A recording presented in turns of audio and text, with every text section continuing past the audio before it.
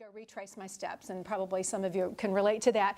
So the fact that I have so many memories of my dad that are so clear and so vivid into this day can still evoke so much emotion is nothing short of a miracle. But they were huge memories that he impressed on my life and that are indelible to this day. Some right, some wrong, some good, some not so good, but I learned from every single one of the things that my dad showed me, even the things that weren't so good. But the Bible tells us what love is in 1 Corinthians 13, and Paul goes through that beautiful litany of all that love is and all that love encompasses. And then we're left with these three things abide: faith, hope, and love. And the greatest of these is love.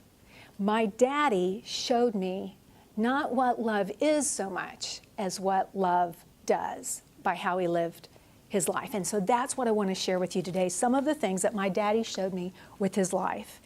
First thing is, my daddy showed me how to have fun and laugh really loud and laugh really hard. In fact, laughter was key, and I'm convinced that the gift that he gave me in showing me how to laugh at myself and other things and just to have fun got me through some of the roughest points of my life. And they were just crazy things. He would make up little songs. He would tell jokes. He and his brother and his dad were just great joke tellers, and they could just sit there with a straight face. They wouldn't mug it. They wouldn't ham it up. They would just tell these jokes, joke after joke after joke.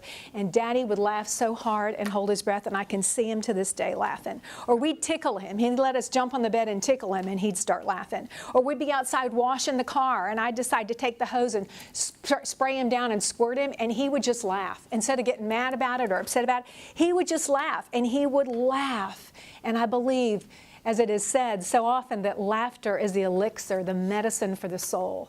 And it was some good medicine in our household. We needed some laughter to counteract all of the other things that were far from laughter.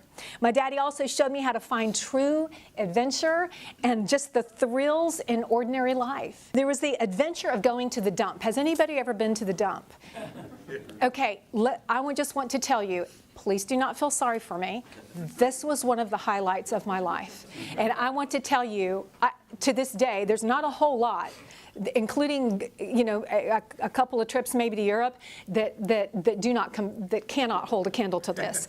Because Daddy would work in the yard. He loved working in the yard. He worked in the yard almost every solitary weekend. And there was always lawn to mow. He was planting shrubs, trees, trimming hedges, putting in sprinkler systems, you name it. But there was always some trash and some stuff to haul off to the dump.